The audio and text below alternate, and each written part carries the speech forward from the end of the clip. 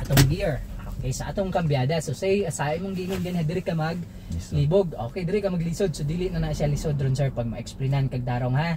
So halimbawa karon atong magamit si 1 og si reverse. Pero unya kay duha ka session man ta, abuton nato si second, si third og si fourth. Okay, so karon pag mo shift ta og 1, so kung naay pattern imong kambyada or mostly sa mga gagmay nga sakyanan, ing-an ni ra gyud ang kambya.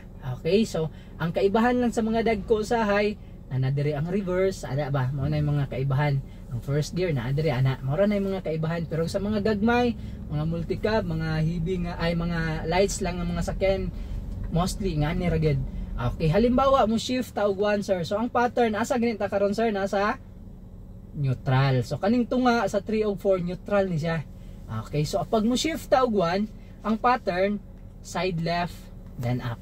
Okay, every shift tamak gyud sa clutch. So same sa atong motor, every kambya na to kumot gyud sa clutch. So same po diri, every kambya tamak sa clutch. So first gear, so dili kailangan pangusgan, pamwersahan, kay humok kayo ni basta maka full clutch lang ta. Okay? First gear, side left, up.